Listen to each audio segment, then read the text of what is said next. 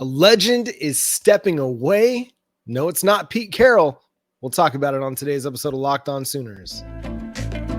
You are Locked On Sooners, your daily podcast on the Oklahoma Sooners, part of the Locked On Podcast Network, your team every day.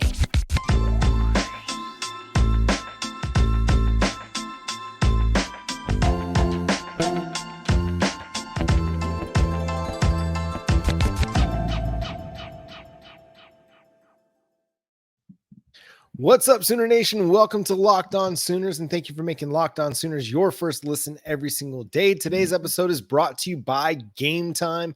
Download the Gametime app, create an account, and use code Locked On for $20 off your first purchase over at Gametime. My name is John Williams. You can follow me on Twitter at John9Williams. My buddy here is Josh Helmer. You can follow him on Twitter at JoshOnRef. You can also hear him Monday through Friday from 9 to noon on the KREF Sports app. And Josh, the biggest story of the early offseason, Nick Saban calling it a career, retiring from the Alabama Crimson Tide. Probably one of the greatest coaches of all time. You got to put him up there in the coaching pantheon of greats over the course of college football history. Easily the best coach of the last 20, 30 years. It's crazy to think that Nick Saban's not going to be patrolling a sideline, especially not at Alabama. What a day. What an incredible day. It's mind-blowing, but I'm also, as a college football fan, just glad that I kind of got to witness the greatness that was Nick Saban, even if at times it was at the expense of the Oklahoma Sooners. And it was at the expense of the Oklahoma Sooners on occasion. So, but yeah, Nick Saban, look, is he the greatest coach of all time? The hardware says yes, right? The number of national championships, 7, says yes. Distinguishing between eras, that part I think is complicated in any sport. It's never easy to be dynastic, right? And you have to tip your cap to those dynastic runs in sports. And Nick Saban, what he did at Alabama is the greatest dynastic run in college football history. So 6 titles in 12 seasons, and obviously the LSU title to boot as well makes it 7. But the run of dominance at Alabama, it's hard pressed. You can't find anything that beats that. So to me, Nick Saban, yes, is the greatest college football coach of all time. He's the most accomplished college football coach of all time, but I would entertain other arguments. And the reality is, in a way, I would understand or entertain the argument, John, that once you get it rolling, maybe it's easier now than ever before to remain dominant. And the reason I say that, a lot of people will push back because of name, image, likeness, and the transfer portal. And maybe that's true here in the late run of this with Alabama. But because of the advent of recruiting rankings and the amount of talent evaluators that are out there, that not that it's a foolproof science. There's, of course, plenty of misses from, great coaches too. But it's probably a little bit easier, I think, from a talent evaluation standpoint to go if you're at the top of the heap, which Alabama was because of Nick Saban once he got it rolling for a number of years. It's probably easier to go find that collection of 4- and 5-star talent. It's more readily available to you, the amount of information to go recruit the right players. So that part, okay, I would entertain the argument there, but look, this is a bombshell piece of news. I guess we probably should have seen it coming, John, to some degree, right? Because here's a coach that's 72 years of age. He looks great physically and mentally. I mean, he didn't sound tired physically. He appears to be in great shape, but Nick Saban knows better than anybody else what he does or does not have left in the tank, and when it's not the right time to step away. And maybe he wants to step away sort of at the height of his powers, John. But to me, I found this to be surprising bombshell news, even though here's a coach that's 72 years of age and will be 73 next October. I kind of thought he'd keep going for a few more seasons, but obviously now we find ourselves at the end. Yeah, I just find it surprising because he did look so good, Alabama was still, at the top of their game, obviously playing in the college football playoff this year.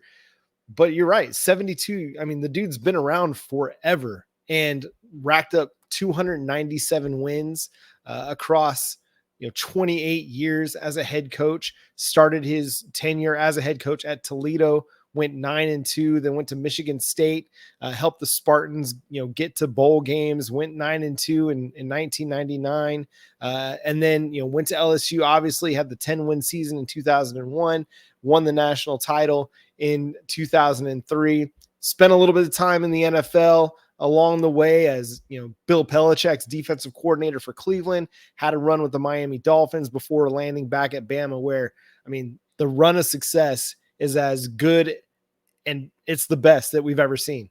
There's no other program or coaching tenure that has had the same level of success that he had. 6 national titles in 12 years. It's crazy to think of. And the number of talented players that ran through Tuscaloosa during his tenure was just incredible as well. So,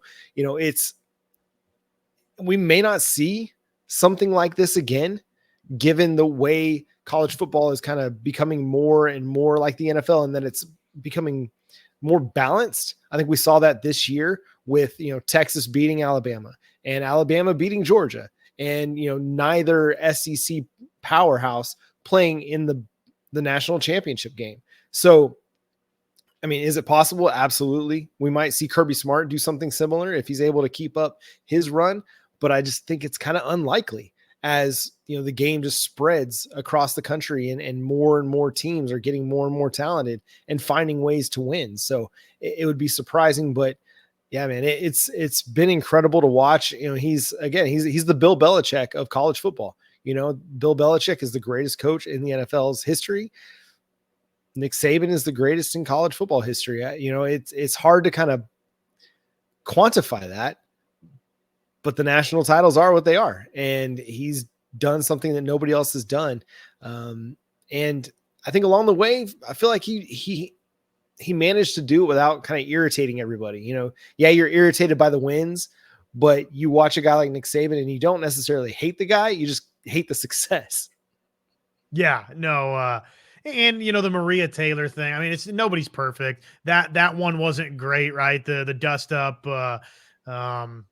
so quit asking, right? The famous moment there. That wasn't great, but that's a head ball coach that probably doesn't like getting interviewed and asked about who's starting this and that and trying to defend a player here or there. So was he perfect with the media? No, not in every circumstance, but look, I generally speaking, don't try to judge coaches entirely on one or two bad instances with the media. In a lot of ways, not at all with how they deal with the media, mostly just on the football merits alone. So Nick Saban, man, is a legend.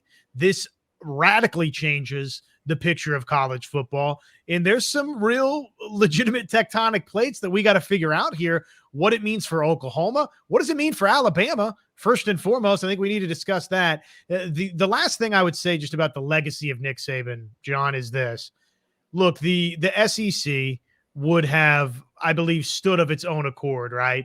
Had started winning national championships, in part because of Nick Saban, right, beforehand, but also in conjunction with what Urban Meyer did at Florida, and there was an Auburn title mixed in there, and there was another LSU championship after the Nick Saban title, but the success that Alabama and Nick Saban had, again, the SEC would have stood, I think, of its own accord. And because of the rabid interest of just all of these collective fan bases, Oklahoma stands of its own accord. It's a ratings giant. But I don't think there's much disputing, is there, that a big part of one of the reasons why Oklahoma is going to be handsomely paid, Texas will be handsomely paid, everybody in the SEC will be handsomely paid and has been handsomely paid, is because of the success of Alabama, right? I mean, that is was a ratings draw for years and years and years, because you want to see if big bad Alabama can keep lapping the field, or if somebody's caught up. I think to the kick 6 game versus Auburn. I mean, many of us remember, and we're not Alabama fans, we're not Auburn fans, but you probably remember watching that game because it was Alabama and it was a magical moment. And there's a number of those for Nick Saban and Alabama. So what he's meant on the financial side, again, that's even more difficult to try and quantify. But I do think there's a reality there that Alabama, frankly, got everybody paid. Very well could quantify that down the road as the Oklahoma Sooners get their first SEC check coming soon. But what could it mean for the Oklahoma Sooners and the college football landscape? We'll discuss that coming up next here on Locked On Sooners. And Gametime is the best place to go get last-minute tickets for your next big event, whether it's basketball, baseball that's coming up. I mean, we're just a few months away from pitchers and catchers, actually a little more than a month away from pitchers and catchers and spring training. So you can go to Gametime if you're looking for those last-minute tickets. I'm looking right now. The Oklahoma City Thunder, they play the Trailblazers on Thursday night. You can get seats as low as $4 to go see that game Thursday night in Oklahoma City. I mean, some great lower level seats also for like $44. Go to Gametime, get those last minute deals. Again, the best place to get last minute tickets and the lowest prices. Go to gametime.co on your browser or go download the Gametime app wherever you get your apps. Use promo code LOCKEDONCollege to get $20 off your first purchase over at Gametime. Again, that's Gametime. Download the app. Best tickets, lowest prices guaranteed over at Gametime. So Nick Saban retires, and obviously athletic directors across the country are sweating bullets. They're doing some mental health checks with their head coaches to see, okay, are we good? Do we have to worry? And I know that there's going to be a handful of teams in particular, maybe Oregon, Clemson, Texas, Washington, Michigan, that could have some concerns on their hands now that Nick Saban's retired. So first of all, just briefly before we get to what it could mean for Oklahoma, what does it mean on the national landscape? Because a big void potentially has been created by Nick Saban stepping down. Now, who they hire could create this situation where they don't miss a beat. But, I mean, Nick Saban's gone. That's kind of a big void in college football now. Oh, are you kidding me? It's a gigantic void that, the next however many years of the SEC could be determined in no small way by whether or not Alabama gets this hire right. Does Alabama remain the Alabama that they've been? And they're going to get a home run hire. So the first things first, whether it's Dabo Swinney, if it's Dan Lanning, if it's Kalen DeBoer out of Washington, if it's Lane Kiffin out of Ole Miss. I mean, we could keep going after all sorts of different names. Mike Norvell from Florida State. I mean, there's all sorts of names you could throw out there. It will be a home run hire. I don't think there's any doubt. And I expect it to come from the college ranks. I don't think that you go hire an NFL coach or somebody that's perceived as this up-and-coming NFL guy. I think they're going to go with somebody that has college success, maybe ties to Alabama, maybe not, but definitely somebody that is a big-time name in college football, because to me, that's the smart play. Now, is it going to work out? And what does that mean? The musical chairs elsewhere for maybe a program like, again, Clemson or insert other program here, right? So there's a lot of moving parts here on who's going to replace Nick Saban. Will it be successful? And what does that mean elsewhere? For Oklahoma, this potentially opens the door for you to add some more talent to your roster going into 2024. The 30-day window is open for players to re-enter the transfer portal. Although the transfer portal declaration period is closed, because your head coach is no longer there, you get a chance to, go back into the portal. And if you want to, find a new home. So a guy like Casey Poe, who Oklahoma was very much in the mix for, the offensive lineman in 2024, although he signed to Alabama and could potentially play his college football there, he might reconsider, which puts Oklahoma potentially back on the table. Even though they've got a pretty full offensive line class, they need offensive line talent. You can't throw that away. But, I mean, you might see a number of players making decisions to go elsewhere with Nick Saban gone. I mean, yeah, you commit to programs, quote unquote. But really, I mean, the coach matters a large deal to what the identity of the program looks like. Now, again, like you said, Josh, they're going to make a home run hire, but will all those players be fits for whoever they bring in, whether it is a Lanning or a Steve Sarkisian or a Lane Kiffin? And then whichever coach goes, what does that do to that squad? I mean, it's going to create a very, very fascinating domino effect that we weren't going to get at this point in the college football calendar, because most of those coaching hires are done. Those transfer portal declarations are for the most part figured out. And the recruiting class of 2024 is pretty much finalized, except for a few guys who are waiting until the February National Signing Day. So for Oklahoma, I mean, this is a great opportunity to continue to add talent to your roster if you can hit the right notes, find the right keys, and find the right players that you already had some connection with. I think of a guy like Jay Valai, who has connections to Alabama and several Alabama players after being the defensive backs coach there. Todd Bates, Miguel Chavis recruiting the Southeast, a place where Alabama heavily recruits. So I think there's an opportunity here for Oklahoma to capitalize. Will they? Who knows? But they might be able to pick a few spots and add some impressive players.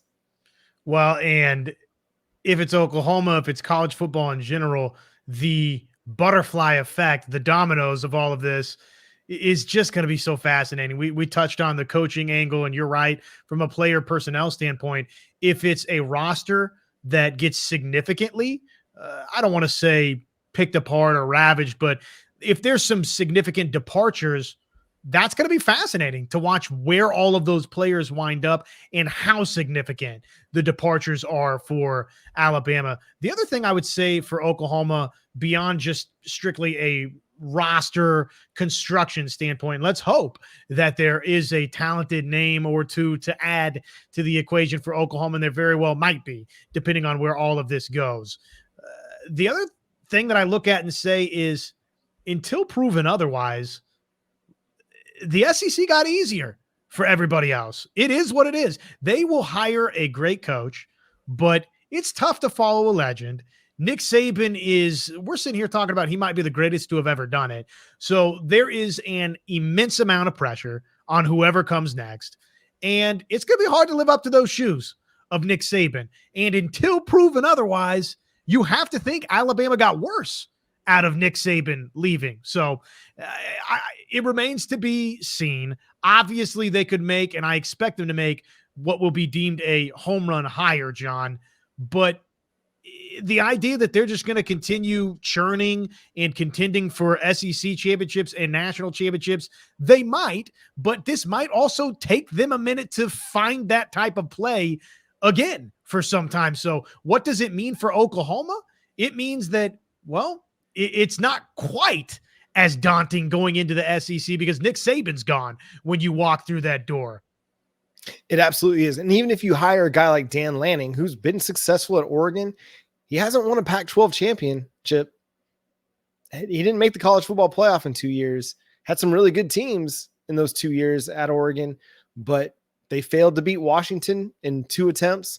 In 2022, I can't remember who they lost to, but they didn't win the Pac-12 title that year either. Didn't even make the Pac-12 championship that season. So yes, Dan Lanning could be a great hire for them, but it's not Nick Saban. Lane Kiffin could be a great hire, but it's not Nick Saban. Steve Sarkisian could be a great hire. And if Steve Sarkisian is the hire, that's very fascinating for Alabama, but also takes Texas down a notch or two. So, I mean, whether it's Kiffin or Sark or Lanning, I mean, it really upsets the apple cart. And you're right. I think it knocks Alabama kind of down a tier. We talked about it, the tier ratings and where we would put Oklahoma in all this. And at this point, it leaves Georgia in a tier of their own. And then Alabama joins that second tier of teams that will be kind of trying to fight and vie for SEC title contention. But it's going to be a big mix-up of group. I think it's going to be fascinating to see how this all plays out because we don't know. And even if they get a great head coach, like you said, Josh, it might take a minute for these things to all kind of figure themselves out. Something that's kind of taken a minute to figure itself out. Well, we still haven't heard anything official on Zac Alley, even though that report's been out there for, it seems like a week now. But the OU Board of Regents is going to meet and review contracts coming up. So we'll talk about that and any leftover thoughts we might have about the Nick Saban retirement here on Locked On Sooners. The NFL regular season, well, it is over. It's over. It's wrapped up. But that doesn't mean that the fun with FanDuel, America's #1 sportsbook during the NFL season, is at its wrap. No, the postseason is here. The NFL playoffs, one of the best times of the year, and you can get in on the action right now. New customers get $150 in bonus bets guaranteed when you place a $5 bet. That's $150 in bonus bets, win or lose. The app, the FanDuel Sportsbook app, super easy to use, and there's so many different ways to bet, like their live same-game parlays. You can find bets in the new Explore tab or make a parlay in the Parlay Hub. That's the best way to find popular parlays. So visit FanDuel.com/lockedon and make your first bet a layup. FanDuel, official partner of the NFL. Again, Locked On Sooners is available wherever you get your podcast. Thank you for making Locked On Sooners your first listen every single day. Go check out another great Locked On show, whether it be Locked On Thunder or my favorite show, Locked On Mavs, as a Dallas Mavericks fan. Sorry, OKC Thunder fans, but you're having the better year. You might be an NBA title contender this year. Could be having your Dirk run. We'll see. But also NFL playoffs start this week. So if you got a favorite NFL team, go find them on the Locked On Network and get yourself ready for Wild Card Weekend. But Josh, getting ready for contract season. The OU Board of Regents is going to meet up and discuss potential pay raises for OU's assistants and head coach. Obviously, the John Finley and Seth Luttrell stuff will be a part of that discussion. And although it's not maybe on the agenda yet, we might see a Zac Alley kind of confirmation of his position as defensive coordinator or co-defensive coordinator, whatever the title ends up being. But I imagine that we'll see some kind of finalization on that soon. I would think so. And I mean, it seems, and maybe I'm wrong on this, and it was this exact time last year, but it kind of feels like maybe this comes later in the calendar normally, where the Board of Regents would meet for these types of raises. Now, obviously, you've got a couple of promotions in-house, so that perhaps expedites it, where you want to review those contractual situations and get Seth Luttrell and John Finley paid in proper fashion. But I just have to think, because we're waiting on the Zac Alley news, that even though it's not on the docket or the agenda, I feel like that has to be a part of what's going on. Yeah, you would think, like, there's no reason. I mean, yes, Oklahoma, the athletic department doesn't work on our timeline. They're not trying to, rush to make an announcement just because somebody broke a story. But you'd think a week later that we'd have some sort of semblance that this is getting officially announced. But yeah, I mean, there's I's to dot and T's to cross and figure all that out. But I imagine that we'll see some sort of resolution on that, at least over the weekend.